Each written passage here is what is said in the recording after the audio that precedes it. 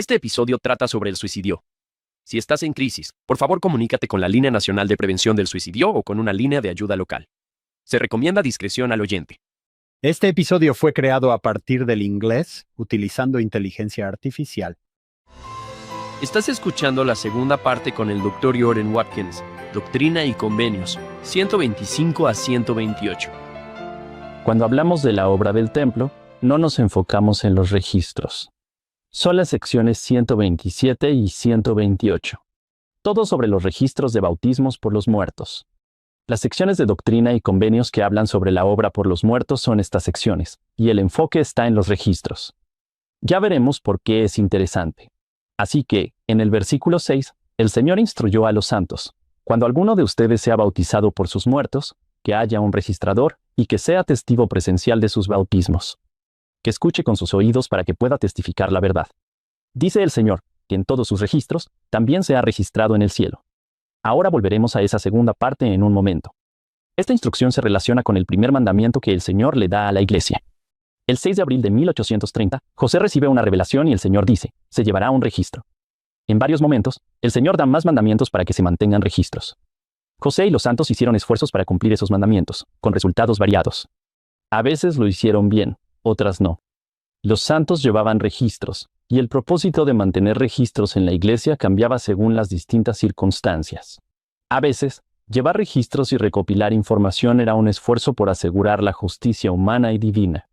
Mencionamos la cárcel de Liberty, su segunda carta desde la cárcel. En gran parte está en la sección 123. ¿Cuál es el énfasis? Para recopilar todos los datos relacionados con las pérdidas de los santos en Missouri. Él lo describe como un deber imperativo. Le debemos esto a Dios, a los ángeles y a las personas fallecidas. Los santos presentarán estos registros al gobierno y esperan recibir reparación y remuneración. Pero el Señor también les mandó llevar un registro, presentarlo a los líderes del gobierno, y entonces yo saldré de mi escondite para traer justicia divina. Llevamos registros porque hay quienes dañan a otros, incluso a nosotros.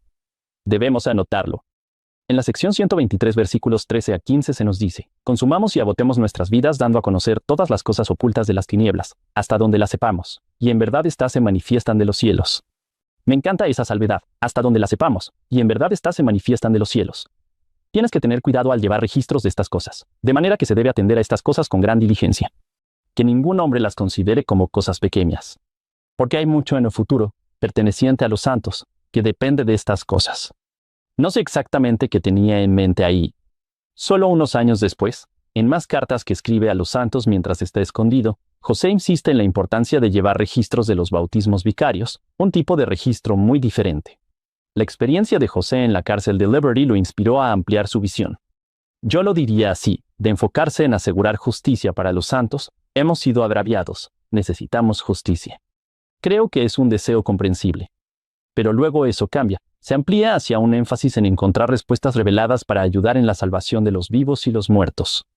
Bueno, comentaremos más sobre la función y poder de estos registros. En la América temprana había una cultura de llevar registros. Esa cultura de llevar registros tenía raíces religiosas. Piensen, por ejemplo, de las Biblias familiares. Las familias tenían Biblias. ¿Y qué registraban en esas Biblias?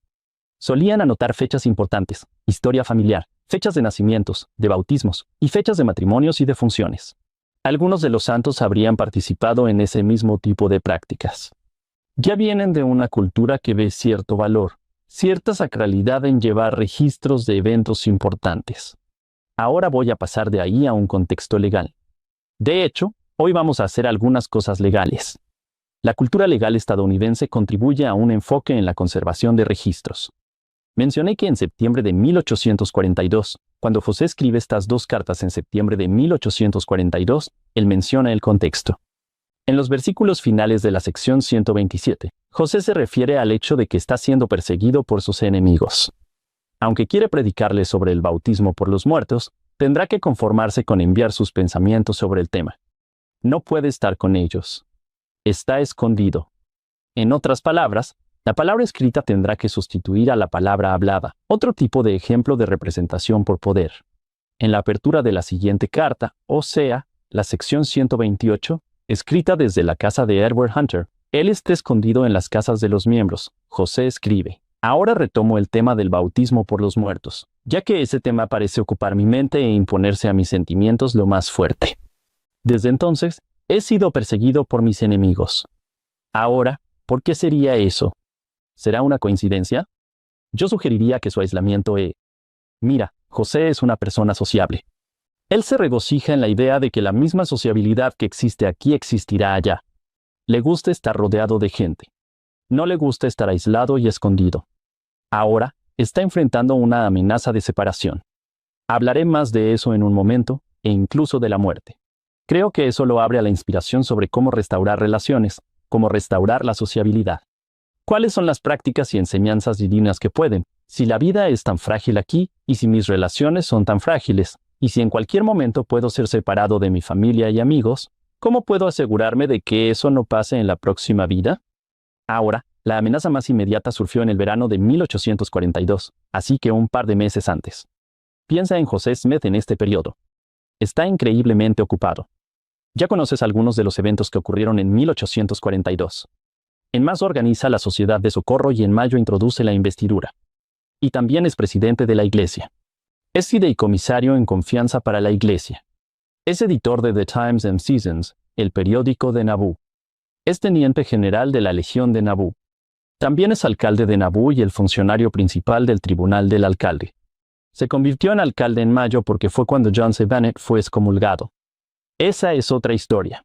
A los pocos días de convertirse en alcalde, empezaron a circular rumores de que José había estado involucrado en el intento de asesinato del exgobernador de Missouri, Lilburn Buggs. Ese mismo Lilburn Buggs, quien había firmado la orden de exterminio. Algunos afirmaban que José había enviado a alguien. ¿A quién va a enviar? Portero. Orrin Porter Rockwell para asesinar a Buggs. Ahora bien, en realidad no hay pruebas de que esto fuera así. Existe cierta evidencia circunstancial en el hecho de que Rockwell se encontraba en la zona en la época del intento de asesinato de Buggs. Pero, como él mismo dice más tarde, si hubiera sido yo, no habría sobrevivido. Así que, en realidad no tenemos ninguna prueba de que fuera José, o de que José hubiera enviado a Rockwell. En cierto modo, eso realmente no importa. Circulan rumores de que José intentó que asesinaran a Lilburn Buggs. Entonces, ¿qué sucede? Él empieza a preocuparse. José empieza a preocuparse por otro ataque de una turba y otro intento de extradición. Hablamos de un intento de extradición que ocurrió cuando él introdujo el bautismo por los muertos. Esto es un par de años después, y surge otro intento de extradición. Él pensaba que Bennett conspiraba con los Missouri para enviarlo de regreso a Missouri. Bennett indica que quería ayudar en esa manera. ¿Qué hacen en Nabú? En los inicios de julio de 1842, el Consejo Municipal de Nabú aprueba una ordenanza, una ley. Es interesante pensar en eso. Usamos ordenanza de una forma especial, pero también pueden significar leyes. Aprueban una ordenanza que da a los ciudadanos de Nabú el derecho de habeas corpus en el tribunal. Bueno, sé que aquí estamos entrando en algo de jerga legal, pero podemos explicar esto. Este derecho, el derecho al habeas corpus, permite que una persona detenida, si me arrestan, tenga el derecho de solicitar un recurso de habeas corpus ante el juez local. Si ese juez concede el recurso de habeas corpus, eso significa que las autoridades tienen que llevar mi cuerpo ante el tribunal para considerar la legalidad del arresto o la detención. Habeas corpus es latín para tendrás el cuerpo y se refiere a presentar el cuerpo a la persona arrestada ante el juez. El juez no decide si es culpable o no, solo revisa la orden de arresto. ¿La orden es válida? Eso me va a proteger de que simplemente alguien me lleve a la fuerza. Sí, así es. Si la orden es inválida, quedas libre. José lo intentó usarlo, en Missouri lo intentó, pero no funcionó. Ya lo había utilizado con éxito en el intento de la extradición anterior. En junio de 1841, obtuvo un auto de habeas corpus. Y Stephen A. Douglas, figura histórica de Estados Unidos, fue juez asociado de la Corte Suprema de Illinois. Él determinó que la orden de arresto era inválida. A José le permitieron salir libre. Ahora, un año después, José se enfrenta a un nuevo intento de extradición.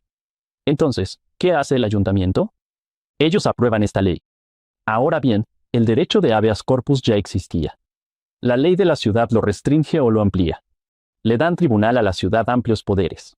En pocos días, Lilburn Buggs se ha firmado una declaración jurada que identificó a José Smith como cómplice antes del intento de asesinato. El gobernador de Missouri, Thomas Van Oates, hizo una solicitud formal. Debes enviar una solicitud al gobernador de Illinois, Thomas Carlin, diciendo, arresten a José Smith y mándenlo a Missouri. Pasan unos días, es el 2 de agosto, Carlin firma orden de arresto. 6 días después, 8 de agosto por la mañana, 3 oficiales llegan a Nauvoo y arrestan a José Smith y Rockwell. Bueno, ¿qué hacen José y Rockwell? Piden un orden judicial de habeas corpus. Están en Nauvoo, a la 1, se reúne el tribunal. Orson Spencer es presidente interino porque José Smith es el presidente pero está ausente. Así que tenemos trabajo por poder. El tribunal emitió el recurso de habeas corpus. Eso significa que los oficiales deben llevar a José Smith y Rockwell ante el tribunal. Henry Sugar es el alguacil local. Él entrega el recurso a los oficiales. Los oficiales están como, ¿esto está bien? No estamos muy seguros. Entonces, ¿qué hacen? Dejan a José y Rockwell en las capaces manos de Sherwood y se van a Quincy para recibir más instrucciones. Por cierto, Sherwood es miembro de la iglesia. Es un miembro local. La petición de Smith para el habeas corpus había funcionado. Tenemos una petición de recurso de habeas corpus. Tenemos la elección del Consejo Municipal de Spencer en lugar de José porque él está ausente. Y luego el tribunal de la ciudad concede este recurso. ¿Qué resalta eso? El poder de autorizar a una persona para actuar en nombre de otra. También resalta un texto como poder para salvar. Voy a volver a esto. ¿Qué hace José? Sherwood dice, eres libre de irte. José no confía completamente en el sistema legal. Así que lo va a usar. Puede ayudarle, pero no confía 100% en el sistema legal. Piensa, acudiré a mis amigos. Cruza el río Mississippi hacia Zarahemla. Como ya mencionamos, Zarahemla está en Iowa. Durante semanas, se esconde en casas de miembros de la iglesia en Nauvoo y alrededores, algo aislado. Le gusta estar rodeado de gente. Entonces, ¿qué hace? Se vuelve contemplativo. El 16 de agosto se esconde en casa de Edward Sayers. Una semana después, se esconde en su tienda en Nauvoo. Está con su secretario, William Clayton, y se pone realmente pensativo. Menciona los nombres de familiares y amigos, y le dice, William Clayton, quiero que anote sus nombres. Los nombres se registran en un libro llamado el Libro de la Ley del Señor. Este libro parece haber tenido su origen en una carta de 1832. Muchos años antes, José escribe una carta a William W. Phelps. Y en la carta dice, básicamente, que debe haber un secretario de la iglesia que lleve un registro de todos los que consagran. Necesitamos escribir sus nombres. Bueno, casi una década después, comenzando en 1841, Willard Richards empieza a registrar las donaciones de diezmo de los santos en este libro llamado el Libro de la Ley del Señor. Lo fascinante de este libro es que no solo contiene donaciones de diezmo, sino que también es el diario de José para ese periodo. Si examinas el libro, verás páginas con entradas de diario y luego páginas de donaciones de diezmo. Funciona de distintas maneras. En la entrada del 16 de agosto, la cual es seguida por casi 20 páginas de donaciones de diezmo. José comienza la entrada. Él está hablando con William Clayton y dice que le da una bendición a Erastus Derby. Erastus se quedaba con José. Él le ayudó a transportar correspondencia. José bendice a Derby y luego nombra y bendice a muchas otras personas. Los llamó sus amigos puros y santos. Y dijo, estos son los que heredarán la vida eterna. Es como si José creyera que al registrar sus nombres en el libro de la ley del Señor, eso aseguraría su salvación. A lo largo de varias páginas, nombra a quienes lo ayudaron durante su crisis actual. Él dice, porque yo vivo, ellos también vivirán. Vuelve a este tema una semana después, cuando se esconde en su tienda en Nauvoo. Esto es el 23 de agosto. Procede a mencionar a otros. Ya había agarrado vuelo y simplemente siguió. Menciona a su padre fallecido, a su hermano fallecido, Alvin. De Alvin, dijo en particular, ¿no se debe registrar su nombre en este libro? Sí, Alvin. Que esté aquí y que se transmita en estas páginas sagradas, por los siglos de los siglos. Ahora, el punto que quiero hacer aquí es que hay una conexión, ¿verdad?, entre este énfasis en escribir los nombres de sus amigos y familiares en un libro. Él considera que eso tiene gran importancia. En semanas, logra evitar la extradición y comienza a escribir cartas a los santos. Habla del bautismo por los muertos y también del registro de la fe. Exalta el registro de información como algo sagrado y crucial, según sea necesario. Así que sí, lo digo. Sus intentos de evitar la extradición y su reflexión. Mientras están escondidos, esperan su instrucción de mantener registros del bautismo de los muertos. ¡Wow! Jordan, Probablemente no sea el momento de detenerte y hacerte un cumplido, pero la forma en que puedes entrelazar todo esto y pintar un retrato de José Smith, porque también lo he notado.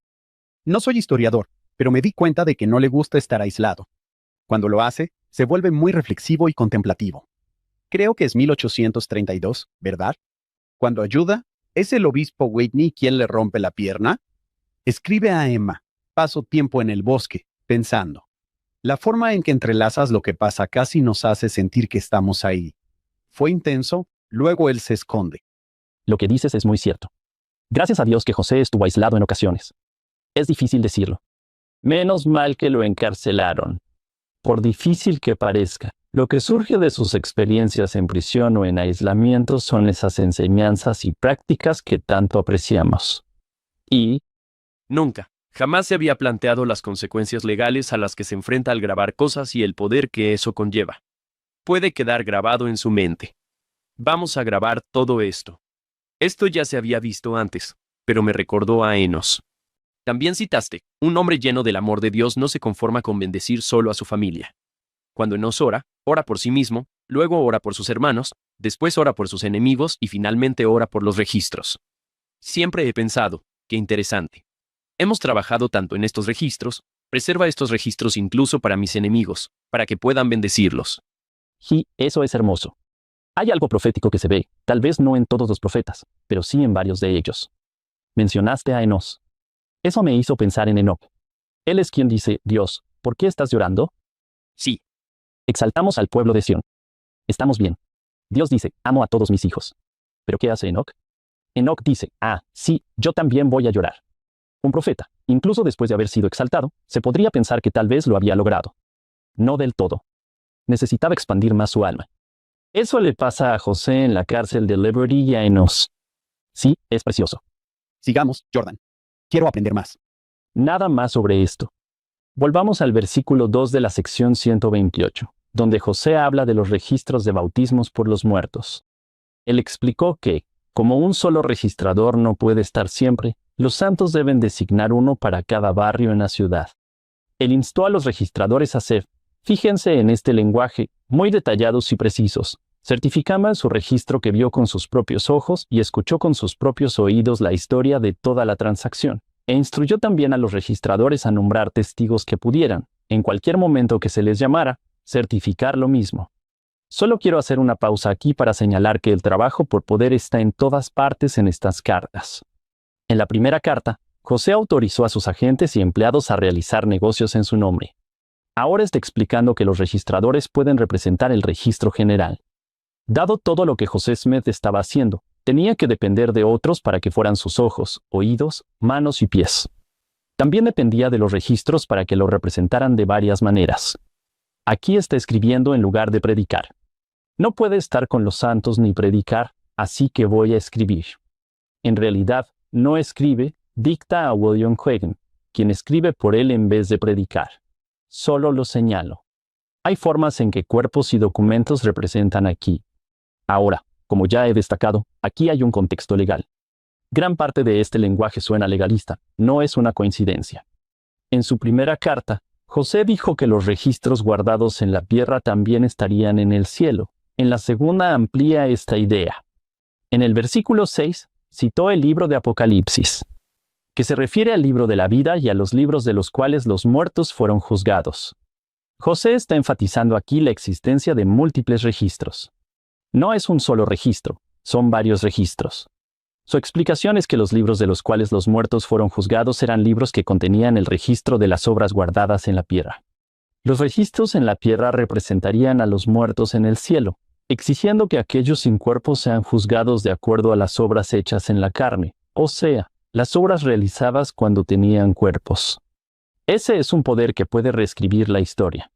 Lo diremos así, o dicho de otra manera. Alguien con un cuerpo es bautizado por alguien que una vez tuvo un cuerpo, pero que ahora no lo tiene.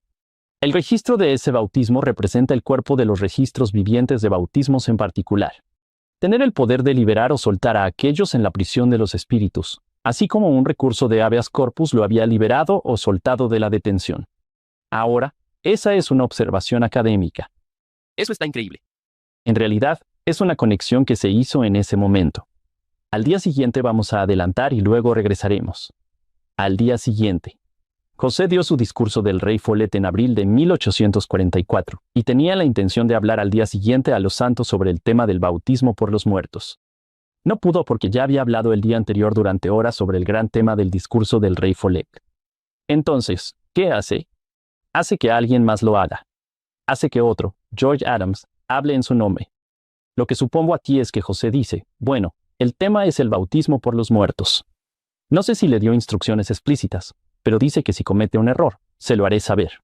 Te avisaré si George Adams se baja del coche y dice algo incorrecto. George Adams da un sermón de 3 horas sobre el bautismo por los muertos. Ella dice esto a los santos. Quiero encontrar un recurso de habeas corpus para los muertos. Observó que los santos saben lo que significa un habeas corpus. Wow. Sí. Y luego continúa diciendo esto, relata una historia de 2 personas. Él dice, hay 2 personas. Se condena a prisión a quien miente o estafa. Y engañando. Otra persona, por alguna vergüenza, se ve envuelta en deudas y es embargada bajo la misma ley y también es puesta en la misma prisión. El hombre inocente es llevado fuera de la ciudad, a muchos kilómetros de distancia, y sufre sin esperanza. Pero un amigo busca en la ley y encuentra un recurso de habeas corpus. Y haciendo lo que el otro hombre no puede hacer por sí mismo, dice Adams. El amigo paga el dinero y obtiene el recibo en presencia de testigos, lo registra y va a la prisión. Y libera al prisionero, quien cae en su pecho y le agradece por su libertad y emancipación. Adams y José vieron el claro paralelismo entre los recursos de habeas corpus y los registros de bautismo por los muertos. Adelante, hermano Adams, seas quien seas. Eso está increíble. En parte, lo que estoy sugiriendo aquí es que la revelación no se recibe ni se entiende en un vacío. Llega en medio de nuestras vidas desordenadas. La revelación es realmente poderosa, precisamente porque a través de ella, Dios desciende, se digna a encontrarnos en el lodo, la suciedad y la imperfección de nuestra propia experiencia vivida. No deberíamos buscar la revelación libre de o fuera de nuestros contextos, sino más bien a la luz de, en relación con nuestro contexto, incluyendo nuestros problemas. Son plataformas de lanzamiento para la revelación, al menos lo fueron para José. Y, ¿puedes imaginar que te arrestan? Sabes, si esta persona te aleja, probablemente se acabó para ti. Aquí viene este documento que dice que eres libre. Puedes irte. Al menos puedo tener una idea de cómo se sentiría eso. Ahora pienso en la próxima vida. Que alguien diga que el trabajo está hecho. Es como abrir las puertas del infierno. sobre ese punto, eso me hace pensar en una escena de una película. Hay una película llamada La lista de Schindler. En la película, el industrial alemán Oskar Schindler hace todo lo posible para salvar a más de 1000 judíos de la muerte en los campos de concentración. Y en una escena, él y su asistente, ¿qué hacen? Ellos crean una lista. Ellos crean una lista de los empleados judíos de Schindler para poder transferirlos a otra fábrica. Así no los enviarán a Auschwitz. Cuando terminan la lista, esto es como el William Quaden de Schindler. Cuando terminan la lista, su asistente la levanta y dice, esta lista es un bien absoluto. Esta lista es vida. Ahora el contexto es diferente. La comparación no es exacta, pero José está enseñando algo similar sobre los registros de bautismo por los muertos. Los registros en sí mismos representan a los muertos. Lo voy a decir de esta manera. Esto le da a los registros un estatus ontológico, como si tuvieran una naturaleza o un ser. Los registros en sí mismos son vida. John Durham Peters, un académico, ha escrito sobre la sección 128 y lo expresó de esta manera. El materialismo de Smith era tan profundo que encontraba la eternidad en un libro de cuentas. Estos registros son poderosos. Esa es la audacia de esta doctrina. José sabe que esto es, voy a usar el término, una enseñanza radical. En el versículo 5, reconoce que algunos podrían pensar que se está excediendo. Puede que piensen que este orden de las cosas es muy particular. ¿Y qué dice en el versículo 9? A algunos les puede parecer una doctrina muy atrevida, pero sí, él insiste. Esto está en consonancia con el orden celestial, la ordenanza específica de la que habla y el poder del sacerdocio, incluido el poder de atar en la tierra y en el cielo. Él dice que siempre ha existido. Ha estado presente en otras dispensaciones. Esa enseñanza le suena familiar a los santos de los últimos días. Poder para atar, en la tierra como en el cielo. Lo que no suena tan familiar, o al menos no pensamos tanto en ello, es que llevar registros es el poder de unir. Al menos así es como él lo describe aquí. No es así como normalmente pensamos en este poder. Nosotros lo vemos de una manera diferente. Versículo 9. En todas las épocas del mundo, cada vez que el Señor ha dado una dispensación del sacerdocio a cualquier hombre por revelación directa, o a cualquier grupo de hombres, este poder siempre ha sido otorgado. Por lo tanto, todo lo que esos hombres hicieron con autoridad, en el nombre del Señor, y lo hicieron de manera verdadera y fiel, y luego esta parte, y llevaron un registro adecuado y fiel de ello, se convirtió en una ley en la tierra y en el cielo. Llevar registros aquí, al menos en estas secciones, es otra función, o en cierto modo podríamos decir incluso que es la función del sacerdocio. Si Dios nos concede el poder de realizar actos que ayuden a otros en el camino hacia la salvación, ¿por qué debería parecernos extraño que llevar registros sea uno de esos actos? Él encontró, ¿qué dijiste? ¿La eternidad en un libro de cuentas? En un libro de cuentas, frase de John Durham Peters. El material de Smith era tan profundo que veía la eternidad allí. ¿Qué significa que lo que ates en la tierra sea atado en el cielo? Siempre me he preguntado, si alguien lo escribe aquí, ¿lo escribe allá también? ¿Al mismo tiempo? Esa es una gran pregunta. Y no lo sé.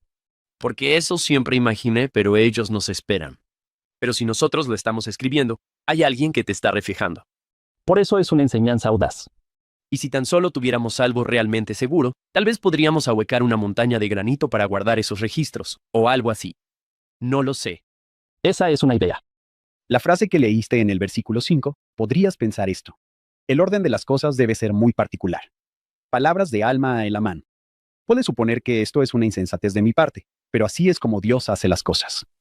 Eso se relaciona con lo que él había dicho en la carta de la cárcel de Liberty en sección 123. Él dice, esto es algo pequeño, pero ¿cuál es la metáfora que da ahí? Creo que es un barco al que solo necesitas girar un poco y tiene un gran impacto. Sí, él dice. Un barco muy grande se beneficia mucho de un timón muy pequeño. En tiempos de tormenta. Uno de mis versículos favoritos, sí. Jordan, esto ha sido espectacular. ¿Hay más por venir? Sí hay más. Vamos. Sigues llevándote sorpresas en la explicación de José sobre el bautismo por los muertos. Entonces, versículo 12. La ordenanza del bautismo fue instituida para formar una relación con la ordenanza del bautismo por los muertos, siendo a semejanza de los muertos. ¿Ok? Estamos familiarizados con la idea de que el bautismo tiene una relación simbólica con la muerte y la resurrección, pero ¿qué está implicando José aquí, al menos de manera muy fuerte?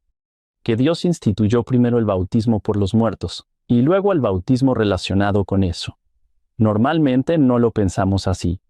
Pensamos que es el bautismo y que necesitamos un plan para quienes no lo reciben. Jenny Webb ha escrito sobre esto y dice que eso puede parecer al revés. Hasta que consideras el hecho de que la gran mayoría de los hijos de Dios no tendrían la oportunidad de ser bautizados durante sus vidas. Las revelaciones de José nos dicen que el plan de salvación no se trataba solo de ofrecer la salvación a los vivos, ni siquiera principalmente, sino también, y quizás especialmente, de ofrecer la salvación a los muertos. Nos enfocamos en nosotros mismos porque estamos vivos y tenemos acceso al Evangelio. Dios no hace acepción de personas, ama a todos sus hijos. Él hace amplia provisión para la redención de los muertos y los vivos. La enseñanza parece razonable cuando lo piensas de esa manera. La muerte en realidad es parte, simbólicamente, de la propia ordenanza. Se refiere a aquellos que mueren. Así es.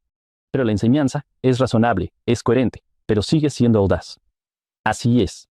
Versículo 14. Así como los registros en la tierra en relación con tus muertos, que realmente se llevan a cabo. Así también son los registros en el cielo. Esto, por lo tanto, es el poder de sellar y atar, y en cierto sentido, las llaves del reino, que consisten en la llave del conocimiento. En cierto sentido, al menos, el poder de sellar y las llaves del reino es llevar registros de la obra por los muertos. Ahora, sí, podríamos tender a decir, espera un momento, no se puede poner la oportunidad de exaltación de alguien en manos de humanos imperfectos y sus registros imperfectos. Pero José está proponiendo que Dios ha hecho precisamente eso. Que la divinidad depende de la mortalidad. Que la eternidad depende del tiempo. Esta enseñanza es emblemática de otras enseñanzas distintivas de los santos de los últimos días. La corporeidad, que fue enfatizada, y la materialidad. A eso le agregaría la idea de llegar a ser como Dios. La enseñanza de que podemos actuar como salvadores en el monte Sión usando nuestros cuerpos para ser bautizados por los muertos. Y hacer registros de esos bautismos. Eso resume esas enseñanzas realmente distintivas. Ahora, uno de los contextos de los que no hemos hablado y que es absolutamente crucial es al que llegamos en los versículos siguientes. En el versículo 15, José continuó enseñando que estos son principios en relación con los muertos y los vivos que no pueden ser tomados a la ligera en lo que respecta a nuestra salvación. Procedió a citar otros pasajes de las Escrituras, incluyendo, sin sorpresa, 1 Corintios 15:29, pero también Malaquías 4, 5 y 6. ¿Qué dice él sobre Malaquías? Él tenía la mirada puesta en la restauración del sacerdocio, las glorias que serían reveladas en los últimos días y, de manera especial, en este tema tan glorioso de todos los que pertenecen al Evangelio eterno, es decir, el bautismo por los muertos. José Smith podía ser hiperbólico.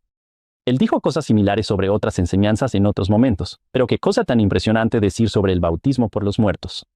¿Y luego qué hace? Cita a Malaquías tal como aparece en la versión del rey Santiago. He aquí os envió al profeta Elías antes que venga el día grande y terrible del Señor. Él hará volver corazón de padres a hijos y de hijos a padres para que yo no venga y hiera la tierra con maldición. ¿Y qué dice después José? Pude haber hecho una traducción más clara de esto, pero es bastante clara tal como está.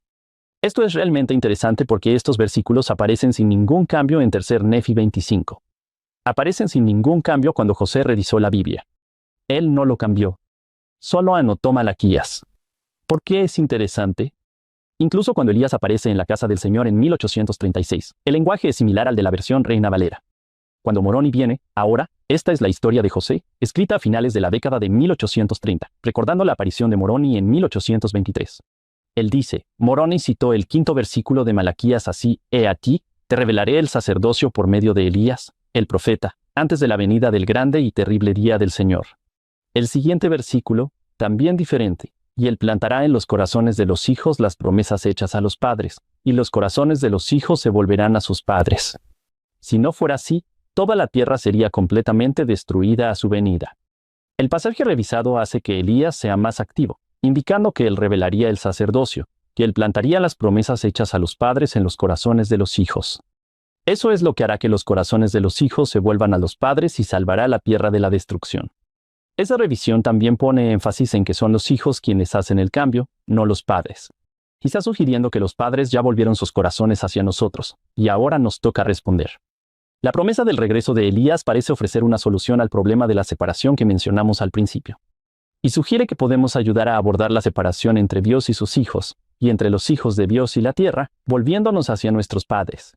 Para 1842, José había entendido que esto significaba realizar bautismos por los muertos y registrar esos bautismos. Versículo 18 de la sección 128. Los bautismos por los muertos son el eslabón de unión entre los padres y los hijos. Aún se sigue poniendo énfasis en los hijos. Pero creo que también quiere recordar a los santos que los hijos dependen de las madres y los padres. Versículo 15. José ofrece una interesante ampliación de un versículo de Hebreos. Hebreos 11:40. Dios habiendo provisto alguna cosa mejor para nosotros, para que ellos y nosotros no fuesen perfeccionados. Siguiendo el patrón de Moroni y citando y revisando pasajes de las Escrituras, ¿qué dice José? Él lo revisa de esta manera. Si nosotros no pueden alcanzar la perfección, ni nosotros y nuestros muertos ser perfectos. Desde nuestra visión miope y tal vez a veces solipsista del mundo, tiene sentido que los muertos nos necesiten. Así como es lógico que los vivos que no tienen el Evangelio nos necesiten. Pero José dice, bueno, nosotros también los necesitamos. Un poco sorprendente. ¿Cómo los necesitamos? Voy a sugerir un par de maneras. Una vez más, nos resulta obvio por qué nos necesitan. Tenemos cuerpos. Podemos realizar el bautismo y otras ordenanzas. Los necesitamos de varias maneras. Yo sugeriría esto. Los necesitamos en el sentido de que trabajar para ellos nos enseña gracia, caridad, misericordia y altruismo. Necesitamos esta obra para que nos ayude a aprender a ser más como Cristo. Necesitamos esta obra para convertirnos en quienes Dios quiere que seamos. Quizás tanto como los muertos necesitan ordenanzas para ser quienes Dios quiere, también los necesitamos de otras formas. Ellos tuvieron cuerpos. En esos cuerpos, tuvieron experiencias, incluyendo experiencias con lo divino. El libro de Mormón nos enseña que estos registros, los registros de personas del pasado, tienen el poder de ampliar nuestra memoria. Moroni dice, queremos que vean estos registros, que aprendan, que sean más sabios de lo que nosotros fuimos. Podemos aprender de ellos, no solo de los profetas, claro que sí, pero de todas las personas. Yo ampliaría esto a toda la historia. Sus historias, sus éxitos y fracasos tienen algo que enseñarnos. Necesitamos sus experiencias y sus registros para entender más sobre Dios y cómo Él trabaja con sus hijos.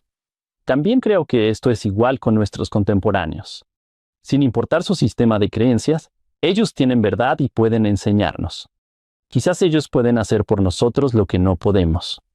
Las instrucciones de José nos recuerdan que, aunque otros puedan necesitarnos, también los necesitamos y todos necesitamos a Dios. Así que una interdependencia divina. Cuando era joven, la mayoría de los miembros de mi familia extendida vivíamos en Utah. Los veía seguido. Una de las hermanas de mi mamá y su familia vivían a una gran distancia, la gran distancia de Idaho. La veía a ella. Y a su esposo y a sus hijos los veía menos seguido que a mis otros primos, Pías y Píos. No sabía mucho sobre ellos, pero lo poco que sabía, podía sentirme un poco desaprobador. Sabía que no asistían a la iglesia. Sabía que sus vidas se veían un poco diferentes a la mía. ¿Qué hice yo como niño pequeño con esa información? Llené los vacíos. Hice que las diferencias se vieran más grandes, las exageré. Eso era especialmente cierto en la forma en que pensaba sobre mi tío Scott. Siempre me pareció un poco rudo, un poco inaccesible. En las raras ocasiones en que lo veía, tenía una gran barba, una voz algo áspera, y eso parecía confirmar mis ideas sobre él. Bueno, cuando tenía 16 años, el padre de mi mamá falleció. Me enteré de su muerte después de regresar de un viaje a California. Estaba devastado. Esta fue como mi primera experiencia con una pérdida real. El día del velorio, entramos a la funeraria. Entro por las puertas y, ¿quién es la primera persona que veo? Mi tío Scott. Estaba en un momento bastante vulnerable. No era a quien quería ver. Cruzamos miradas y es como si hubiera una fuerza gravitacional. ¿Qué más puedo hacer sino ir a la persona ahí? Así que lo hago, camino hacia él y él simplemente me abraza. No sé cuánto tiempo nos abrazamos. Me sostuvo el tiempo suficiente para que toda esa confianza mal puesta, esas falsas suposiciones, fueran reemplazadas por amor. Este acto, este abrazo, hizo que mi corazón se volviera hacia él. En los años que siguieron, nos volvimos cercanos. Tuvimos una amistad que floreció. Nos escribíamos regularmente mientras yo servía en la misión. Después de mi misión, a él le interesaba la historia, así que fuimos juntos a sitios históricos de la iglesia. Un ataque al corazón acortó su vida poco más de un año después de ese viaje. Fui a su casa para su funeral y vi en su escritorio, en su mesa de lectura, el libro Joseph Smith, Rough Stone Rowing. Le regalé ese libro. Aparentemente, lo terminó de leer hace poco. Recuerdo que mi tía me dijo que él me quería. A estas alturas, yo ya lo sabía. Ese abrazo en la funeraria nos unió. Esa experiencia todavía me sigue enseñando desde más allá de la tumba. El tío Scott todavía me enseña a cuestionar mis suposiciones, a buscar aprender de los demás, a reconocer que necesito a otros, incluso a personas que tal vez pienso que no necesito. Esa es una historia hermosa. Y ejemplifica el punto. El Elder Renland contó la historia de dos hermanos. Si ambos recuerdan esto, fue en abril de 2018. El enlace en realidad está en el manual de Ben, sígueme de esta semana.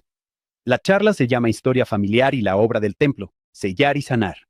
Habla sobre Parley y Osenfat, hermanos, conversos tempranos, ordenados apóstoles. Ambos sacrificaron y contribuyeron enormemente a la causa.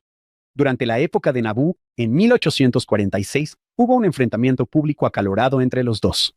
Se desarrolló una brecha profunda y prolongada. Parley inicialmente le escribió a Orson para resolver la brecha, pero Orson no respondió. Parley se dio por vencido, pensando que la correspondencia había acabado, a menos que Orson la iniciara. Años después, en 1853, Orson supo de un proyecto para publicar un libro sobre los descendientes de William Fatt, el antepasado más antiguo de los hermanos. Al ver este tesoro familiar, lloró y decidió reconciliarse con su hermano. Orson le escribió a Parley: ahora, mi querido hermano, no hay nadie entre todos los descendientes de nuestro antepasado que tenga un interés tan profundo en buscar a sus descendientes como nosotros mismos. Sabemos que el Dios de nuestros padres tiene algo que ver en todo esto. Te pido disculpas por haber sido tan lento en escribirte. Espero que me perdones. Fue su amor por sus antepasados lo que sirvió de catalizador para sanar la ruptura, reparar una herida y buscar y extender el perdón. Luego el Elder Renland dice esto: cuando Dios nos dirige a hacer algo, a menudo tiene muchos propósitos en mente. La historia familiar y la obra del templo no son solo para los muertos, sino que también bendicen a los vivos. Una historia hermosa ahí. También, como la de Jordan y su tío. Hermanos peleando nunca pasa ni en las escrituras. Vamos atrás hasta Adán. Son apóstoles, sí, y son hermanos. Mientras hablábamos de los autos de habeas corpus y las palabras, creo que toda la idea de ser gobernados, no por personas y sus caprichos, sino por una constitución y tener que poner a prueba las cosas, ¿eso es constitucional? ¿Eso se ajusta a las palabras? ¡Wow! Esto es increíble, que esto haya funcionado por tanto tiempo, que estemos siendo gobernados por palabras. Y son palabras realmente impresionantes, pero estamos siendo gobernados por un documento. Y la gente entra y sale del poder, se supone que todo debe funcionar de acuerdo a estas palabras. Es simplemente fascinante. Y Jordan, eso es justo lo tuyo. Sí, esa es una buena conexión con este tema. Los primeros santos de los últimos días. Supongo que aquellos que viven en Estados Unidos residen en una nación donde los textos y ciertos tipos de textos son fundamentales. Y esos textos ahora tienen un significado profundo para los santos de los últimos días. Su preocupación durante este periodo era, no están respetando el texto, no están protegiendo nuestros derechos constitucionales. Pero ellos conocían el valor de un registro como ese, y precisamente por eso están elaborando sus propias leyes. Por eso crean la Carta de Nabú. Ahora bien, sus contemporáneos piensan que van demasiado lejos, que están tratando de protegerse, y ellos saben el valor que tienen los textos para lograrlo. Así que, ese es un gran contexto para mencionar. Voy a mencionar otra manera obvia en la que necesitamos a los muertos. De hecho, José se refiere a eso. Así que, este es el versículo 18. Él ofrece una interpretación más amplia de este pasaje en Hebreos 11. Él dice, porque nosotros sin ellos no podemos ser perfeccionados, ni ellos sin nosotros pueden ser perfeccionados.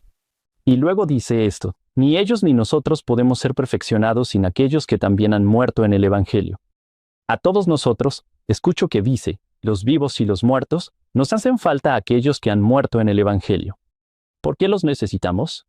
Necesitamos sus registros, como he sugerido, para que nos enseñen. También los necesitamos para completar el vínculo hacia atrás en el tiempo, este eslabón de soldadura, y necesitamos parte de su cuerpo. Para regresar a esta dispensación, para dar inicio a la plenitud de los tiempos, para lograr lo que José describe como una unión total, completa y perfecta. Y la unión de dispensaciones y llaves, y poder y glorias. José no podía hacer eso solo. Él necesitaba que ellos regresaran y restauraran. Él entra en esa lista. Él entra en la lista. Ahora, una cosa que diré aquí es que, de nuevo, hice esta sugerencia al hablar sobre la Reforma Protestante y el catolicismo. De alguna manera, somos una fe sacramental. Una de las cosas que hacen los sacramentos o rituales, cosas que hacemos, es que tomamos el sacramento cada semana. Esas cosas son inherentemente, o al menos se podría argumentar, que esas cosas son inherentemente sobre la comunidad. Participamos en ellas juntos. Al hacerlo, creamos comunidad con los demás participantes. También creamos comunidad con aquellos que han participado en los mismos o similares tipos de rituales en el pasado. Ellos hacían estas cosas en la antigüedad, o algo parecido, o hacían esto o algo similar en los primeros días de la restauración. Somos parte de esa comunidad al participar en el mismo tipo de ritual. Entonces, cuando ofrecemos esas ordenanzas a los muertos, ¿qué estamos haciendo? Estamos expandiendo esa comunidad para incluir a aquellos que habrían participado, si hubieran tenido la oportunidad. Esto tiene mucho que ver con la comunidad. José Smith estaba tan enfocado en la idea de Sion, y esto es parte del proceso de edificación. Mencionamos esa lista en la que él entra. Hablando de comunidad, los registros y los libros juegan un papel central en la creación de comunidad. Lo notable es que el Libro de Mormón esencialmente crea una comunidad. De todos los textos sagrados, es una excepción a la regla de que los textos se canonizan con el tiempo. Es canon antes incluso de ser impreso. Es aceptado por una comunidad de creyentes antes incluso de ser impreso. Los registros y los libros juegan un papel en la creación de comunidad. Desde el principio de nuestra conversación de hoy, hemos visto libros y cuerpos en estrecha proximidad. Ese tándem, libros y cuerpos, aparece por todos lados en la sección 128. José ha enfatizado la importancia de llevar registros. Lo ha hecho refiriéndose a pasajes bíblicos y revisándolos.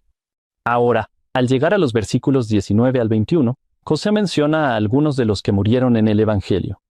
Uno de ellos ha regresado con un mensaje sobre un libro. Otros han regresado con poderes y llaves, incluyendo los mismos poderes y llaves que permiten la obra vicaria. Como he mencionado, las revelaciones de José valoran, y voy a usar esa palabra de nuevo, la encarnación. Así que no es sorpresa que los sentidos aparezcan mucho en la restauración. Encontramos mucho énfasis en la vista, la visión. Un amigo mío, Mason Allet, ha escrito recientemente un libro sobre la visión como uno de los temas en Doctrina y Convenios. José enfatizaba cada vez más el tacto. Una vez enseñó que nadie puede conocer a Dios hasta que haya tocado algo. Es algo interesante de decir. ¿Cuál es el sentido predominante en estos versículos? Fíjense en lo auditivos que son estos pasajes. El sonido. ¿Qué escuchamos? Moroni, un ángel del cielo, declarando que el libro será revelado. Una voz del Señor en el desierto, declarando que 3 testigos darán testimonio del libro. Voces de los muertos. Una vez muertos, están abriendo paso para que voces desde el polvo hablen en relación con el libro de Mormón. La voz de Miguel, la voz de Pedro, Santiago y Juan, la voz de Dios, la voz de Miguel, la voz de Gabriel y de Rafael, quien quiera que sea, y de diversos ángeles, todos declarando su dispensación, sus derechos, sus llaves, sus honores, su majestad y gloria, y el poder de su sacerdocio. He citado a John Durham Peters.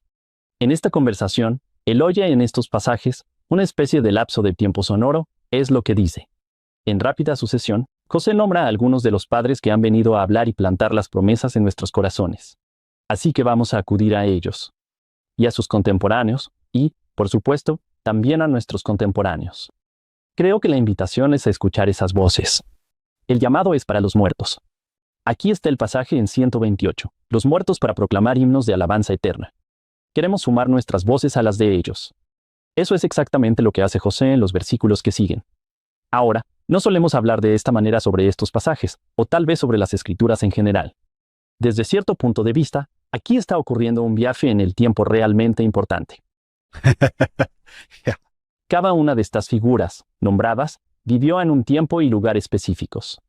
Cuando los santos de los últimos días hablan de ángeles o de personas que aparecen, no es simplemente como si fuera cualquier persona al azar, excepto que no sé quién es Rafael, pero son personas del pasado. Vienen de un tiempo y lugar específicos. Aparecen ante José en sus tiempos y lugares específicos. Fíjate lo detallado que es. Incluyendo desde Cumorah. En el desierto de Fayette, condado de Séneca, a orillas del Susquehanna, en el desierto entre Harmony, condado de Susquehanna y Coulsville, condado de Broome, sobre el río Susquehanna. La cámara del viejo padre Whitmer en Fayette, condado de Séneca, y en varios momentos y en diversos lugares. ¿Qué tienes aquí? Figuras históricas cruzan tiempo y espacio para llegar aquí y transmitir información y poder. Concebida para salvarnos, salvar a nuestros muertos y a los que no han nacido. Ahora, nos están pidiendo que continuemos la obra, que unamos nuestras voces a las suyas, que usemos nuestros cuerpos como ellos lo han hecho al servicio de los demás, y que nos consagremos al Evangelio. En estos versículos finales, escuchamos a José en su momento más exuberante. De hecho, no puede evitar enmarcar esto como una batalla o tal vez una especie de competencia. Ánimo, hermanos, y adelante, adelante hacia la victoria. Está tan animado que llamó a objetos animados e inanimados a cantar alabanzas. No estoy seguro que habría pasado a la tierra si Elías no volvía, pero José dice que la tierra debe alegrarse y unirse al coro. Griten de gozo las montañas, y todos vosotros, valles, clamad en voz alta, y todos vosotros, mares y tierra seca, proclamad las maravillas de vuestro Rey eterno. Ríos, arroyos y riachuelos, corred con alegría. ¿Eres un río, John? Alaben al Señor los bosques y todos los árboles del campo, y vosotras, rocas sólidas, llorad de gozo, canten en unión el sol, la luna y las estrellas del alba, y den voces de alegría a todos los hijos de Dios, declaren para siempre jamás su nombre las creaciones eternas. El enfoque en la tierra nos recuerda que somos sus administradores. Una manera en que podemos trabajar para asegurar que nuestros hijos y descendientes recurran a nosotros es cuidándola, para que ellos puedan seguir trabajando por la salvación.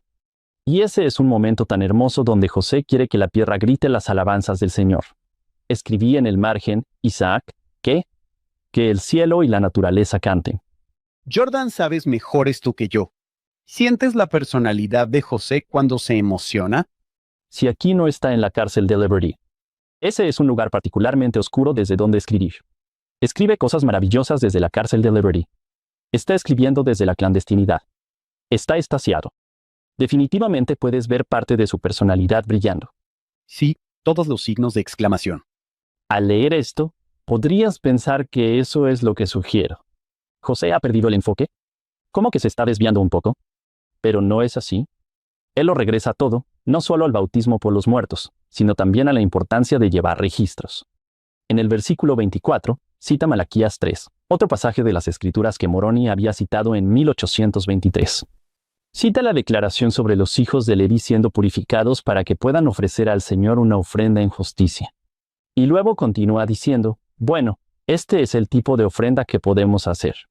Por lo tanto, como iglesia y como pueblo, y como santos de los últimos días, ofrezcamos al Señor una ofrenda en justicia. Presentemos en su santo templo, cuando esté terminado, un libro que contenga los registros de nuestros muertos. La labor de mantener un libro digno de aceptación comenzó de inmediato. La carta de José es leída a los santos días después sin el presente el 11 de septiembre. Esa misma noche, James Sloan comienza a llevar un nuevo registro de bautismos por los muertos. Ellos toman en serio la instrucción dada por el Señor. Así que ese mismo día, comienzan un nuevo registro. Los registros eran más completos y detallados que antes. Los registradores empezaron a usar un formulario para anotar bautismos. De hecho, tenemos parte del lenguaje de uno de esos formularios. En parte decía, certifico que en la fecha de hoy, vi y escuché que se realizaron los siguientes bautismos en la pila en la casa del Señor en la ciudad de Nauvoo, Illinois.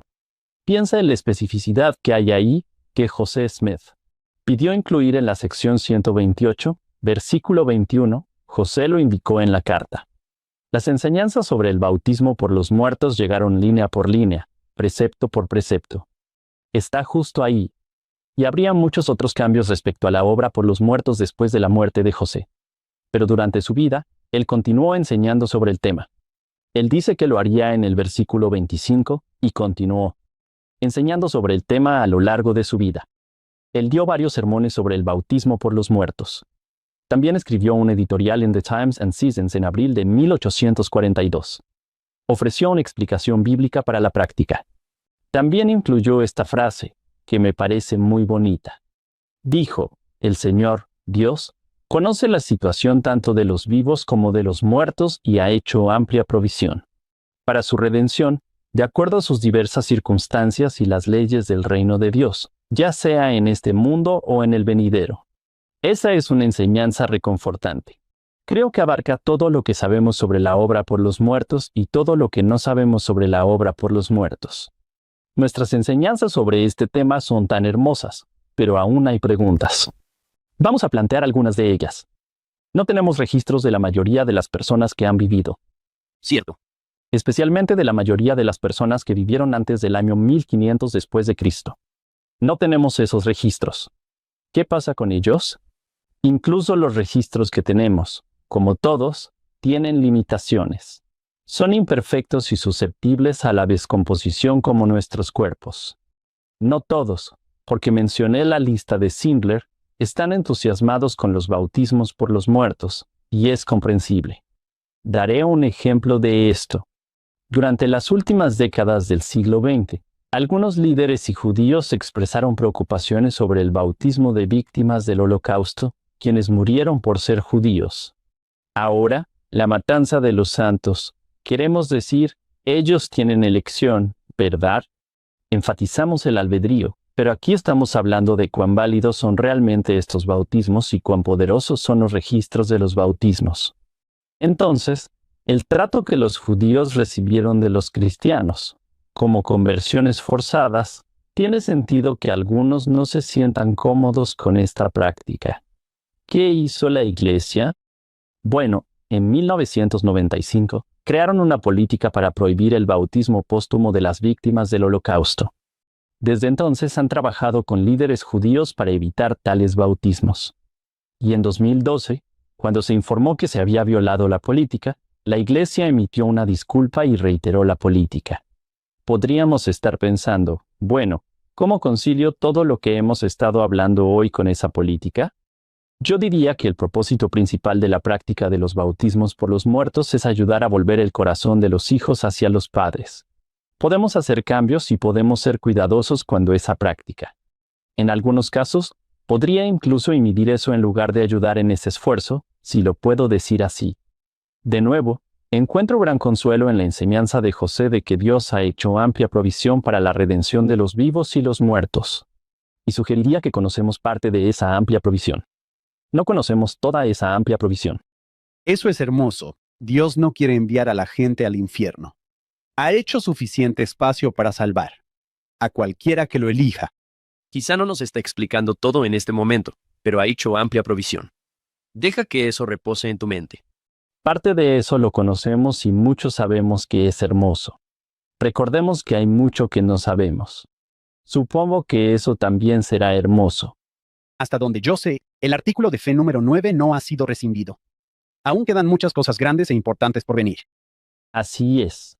Aunque hay mucho que no sabemos y quedan dudas, está claro que tenemos trabajo por hacer. Ha habido muchos avances tecnológicos. Ahora todos somos registradores de la iglesia y cada miembro lo es. No somos perfectos ni lo seremos en esto. La respuesta no es rendirse, sino trabajar más duro, con más amabilidad y de forma más inteligente. Esto implica discernir el pasado y corregir y prevenir errores. Tenemos que mantener registros precisos, aunque sepamos que los nuestros necesitarán corrección.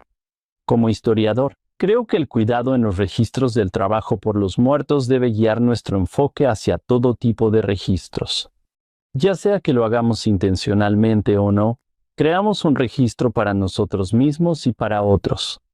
Creo que deberíamos hacerlo con gracia y honestidad. Debemos asegurarnos de que los registros que promovemos y creamos sean adecuados, que unan corazones y fomenten la paz, la unión y el reencuentro, no la división ni la discordia. Considera esto como ejemplo. Amy Harris escribe sobre su libro y los registros que tenemos del pasado y del presente. ¿Son registros creados por sistemas injustos? Muchas cosas generan registros. El ejemplo que conozco es la esclavitud, que genera muchos registros. Algunos de esos registros hablan sobre familias separadas. Ahora, esos registros pueden usarse para crear nuevos tipos de registros que tienen el poder de unir a las familias, lo cual es algo extraordinario. Podemos reconocer los problemas de este tipo de registros, incluso mientras los usamos para desafiar los mismos sistemas deshumanizantes que los crearon. Sugiero que podemos hacer eso con trabajo genealógico, de representación y aprendiendo sobre quienes están detrás de esos registros. ¿Qué sugiere eso? Eso sugiere que podemos ayudar a crear registros que unan a las personas ahora y en el futuro. Este verano fue intenso. La mayoría de los veranos lo son, pero en los últimos meses y semanas he visto muchas cosas. Una sobrina bautizada, bendije a mi segundo hijo, celebré matrimonios de una hermana, un sobrino y exalumnos. De hecho, anoche estuve en una recepción de boda de exalumnos. Esos eventos generan registros, oficiales y no oficiales. Estos registros pueden profundizar las relaciones si los creamos y los mantenemos con cuidado. Lo mismo ocurre con otros tipos de registros. Voy a mencionar aquí, y acabamos de hacer referencia a los registros de sufrimiento. Y José habla sobre los registros de sufrimiento en la cárcel de Liberty, cartas. Voy a mencionar un ejemplo personal de registros de tristeza. En abril de 1994, se creó un registro de nacimiento para una niña negra recién nacida en Texas. En ese mismo mes, se produjeron registros para su adopción por una familia blanca en Utah. La vida de esta niña comenzó con separaciones y conexiones a través de la adopción. Unos meses después, se creó un registro poderoso y vinculante cuando esta niña, otra hermana adoptada y esa familia fueron sellados juntos en el templo de Salt Lake. Años después, en mayo de 2002, siguieron los registros de bautismo y confirmación. Esa vida produjo muchos otros tipos de registros. Esta niña creó sus propios registros, incluyendo diarios, en los que describía, de una u otra forma, lo difícil que era para ella encajar. Estos y otros registros dan testimonio de que algo andaba mal, que algo no estaba bien. Padres atentos y cariñosos, hicieron todo lo que pudieron para ayudarla. Esos esfuerzos también produjeron registros. Esos no son el tipo de registros que tienen el poder de salvar.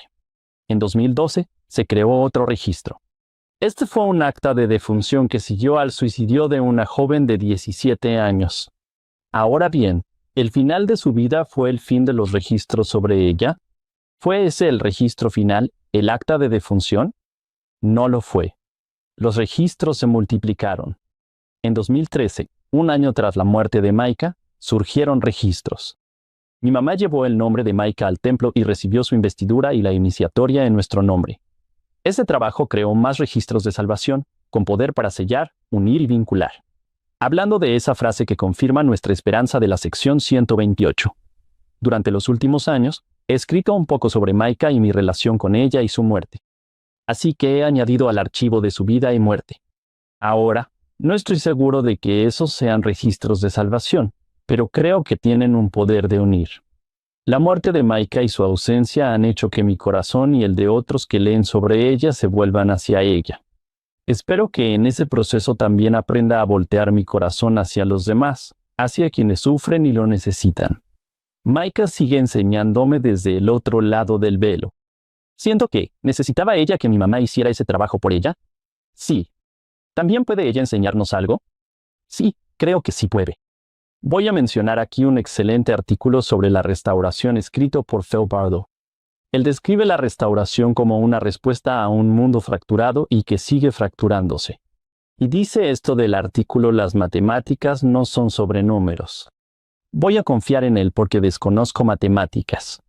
Las matemáticas no son sobre números, dice él, sino sobre relaciones. La religión de José Smith, religio, que significa unir, igual. Las doctrinas, políticas, sacerdocios, llaves, revelaciones y ordenanzas estaban para restaurar las relaciones y el orden apropiados en el tiempo y la eternidad. Creo que eso es exactamente lo que dice la sección 128. José enseñó que realizar y registrar ordenanzas por los muertos era parte del orden divino. No sé exactamente cómo funciona eso, pero sí lo creo. También pienso que ese tipo de trabajo debería inculcarnos una actitud de cuidado hacia todas las personas, y por supuesto hacia los muertos. Quizás valga la pena recordarlo. Realizamos ordenanzas por personas que no conocemos. En muchos casos, hacemos ordenanzas por personas que probablemente, si las conociéramos, puede que no nos agradaran, o no estaríamos de acuerdo con ellas, o incluso podríamos pensar que son malas personas. Ahora, no estoy pidiendo que pensemos mal de las personas detrás de los nombres en nuestra tarjeta de ordenanzas. En cambio, que reconozcamos que el trabajo que hacemos es un trabajo de gracia, un trabajo de misericordia, un trabajo que emula el sacrificio de Cristo. Creo que esas actitudes deberían abrirnos a las personas que viven en nuestro propio tiempo y lugar, incluyendo a quienes están de acuerdo y en desacuerdo con nosotros. Aquellos de quienes podríamos tender a pensar que son buenos o malos. Quizás, especialmente, deberíamos considerar cómo podemos ayudar a quienes tal vez carecen de la capacidad, la comodidad, la seguridad y la libertad para hacer lo que nosotros hacemos. Si estamos dispuestos a ofrecer ordenanzas salvadoras por los muertos, también deberíamos estar dispuestos a ofrecer alivio del templo a los vivos. Eso también es una especie de obra vicaria. Piensen en las palabras del rey Benjamín, quien enseñó que al servir a nuestros semejantes, servimos a Dios. Jesús enseñó que lo que hacemos a uno de los más pequeños, sus hermanos, lo hacemos a Él. Hay oportunidades para realizar una obra vicaria significativa a nuestro alrededor. De nuevo, la obra vicaria no es el plan B. Es el plan. Sí, con José Smith no debemos seguir adelante en tan grande causa. ¡Qué día tan fantástico! Te hemos escuchado tanto profesional como personalmente y en tu propia teología. Sabía que sería genial, Jordan. Sabía que sería genial, pero fue profundo. El mundo de los espíritus se siente más cercano hoy y más involucrado en mi vida, solo de pensar en todo esto. Es como si el Señor quisiera ayudarnos a que esa separación desaparezca un poco. Tenemos una conexión y podemos marcar la diferencia, y ellos pueden marcar la diferencia por nosotros, lo cual es una idea que expande el alma, ¿sabes? ¿Qué dijo José Smith? No es tan lejos de nosotros. Sí. Jordan, quiero hacerte solo una última pregunta. Estoy seguro de que has tenido que explicar esto a tus estudiantes muchas veces. Puede que exista la idea de que si aprendes la historia de los santos de los últimos días, perderás la fe. Conozco a muchos historiadores fieles, historiadores increíbles, y tú eres uno de ellos. ¿Qué les dirías a aquellos que tienen ese miedo de sumergirse en su historia? Voy a saber demasiado. Voy a perder la fe. Esto le sucedió a esta persona. ¿Podría darnos una reflexión final? Seguro. David Speed fue un historiador de la Iglesia. Escribió un artículo sobre este tema y dijo algo como, más o menos. Los mejores historiadores que conocía, los mejores de la fe de los santos de los últimos días, eran y son miembros fieles de la Iglesia. En realidad, Dijo que los que más saben de esta historia son fieles santos de los últimos días. Ahora, por supuesto, eso no es cierto para todos. Tenemos albedrío, como hemos dicho hoy. ¿Es posible aprender algo y luego tomar la decisión de no creer? Sí, claro. Pero creo que, en parte, es una cuestión de expectativas. ¿Qué esperamos del pasado? A veces esperamos demasiado de las figuras históricas. Podemos hacerle un flaco favor a las figuras históricas al ser demasiado críticos. Ahí hay un posible problema, pero también creo que podemos hacerles un gran daño a las figuras históricas al ponerlas en un pedestal, hablando de ellas y de sus vidas como si no fueran perfectas, pero tal vez casi perfectas. Estaban cerca de la perfección. Bastante, sí. Sí, eso no es justo para ellos. Si pensamos en las figuras históricas de esa manera, entonces pensamos en la restauración en su conjunto de esa manera, y como es la obra divina de Dios, llegamos a asumir que la obra divina debió haberse realizado de manera perfecta. Pero esto se enfatiza desde el principio hasta el final de la restauración, aunque a veces lo perdemos de vista. Dios menciona la imperfección de José en las revelaciones en varias ocasiones, incluso en su prefacio, en la sección 1, y les dice a los élderes de la iglesia: ustedes han visto sus imperfecciones. Toda la restauración comienza porque un niño sabe que es imperfecto. La restauración avanza porque ese niño se convierte en un hombre que sabe que es imperfecto. Así que sigue pidiendo perdón. Pide ayuda y confía en Jesucristo. Podemos perder de vista eso. Quizás, como cultura, en parte tenemos la culpa por crear ese tipo de expectativas. A medida que aprendemos cosas, puede que lleguemos a ver las cosas diferentes de lo que esperábamos, pero eso no es negativo. Es un proceso de maduración. Una de las cosas más hermosas es al vislumbrar cómo Dios realmente trabaja con las personas, cómo trabaja con su profeta, cómo Él se digna a encontrarse con José y los santos donde estaban. Eso debería darnos mejor idea de cómo Dios puede dignarse a encontrarse con nosotros donde estamos. Muchos somos conscientes de nuestras imperfecciones. Eso puede impedirnos recibir revelación. Pero si podemos ver que José, en su imperfección, encontró a Dios y recibió revelación, eso es un mensaje de esperanza. Puede que tengamos que derribar algunos de nuestros paradigmas y marcos mentales, o como veíamos a Dios actuar en el mundo. Pero una vez que lo hagamos, veremos que se alinea con nuestra experiencia. Así que los primeros santos y José no vivieron en tiempos y lugares diferentes. Como historiador, diré que sí. También son personas que se esfuerzan. Ese es un mensaje de esperanza. A menudo, el problema es más de expectativas que de algún detalle histórico en particular. Gracias. Jordan, no sé si estás durmiendo mucho con este nuevo bebé, pero si esto es lo que pasa cuando no duermes, entonces necesitas dormir menos. Esto ha sido simplemente fantástico. No sé ni qué decir, aparte de que no quiero que termine. Es así de profundo. Si hay personas allá afuera escuchando, que se sienten invisibles o no escuchadas, que sienten que no hacen diferencia, tenemos una forma de hacer ruido en el mundo espiritual, buenas nuevas al otro lado. Ve al templo y haz algo de ruido al otro lado. Eso es. Y gracias al profeta José por haber traído esto. Bueno, con eso, queremos agradecer al Dr. Jordan Watkins por estar con nosotros hoy. Queremos agradecer a nuestra productora ejecutiva, Shannon Sorensen, y a nuestros patrocinadores, David y Verla Sorensen. Y en cada episodio, recordamos a nuestro fundador. A él le hubiera encantado esto. De hecho, probablemente le encanta esto. Steve Sorensen. Esperamos que nos acompañen la próxima semana. Tenemos más de doctrina y convenios para estudiar Follow Him. Gracias por acompañarnos en el episodio de hoy. Tú o alguien que conoces habla español, portugués o francés. Ahora puedes ver y escuchar nuestro podcast en esos idiomas. Los enlaces están en la descripción de abajo. Las notas del programa de hoy y la transcripción están en nuestro sitio web, followhim.co.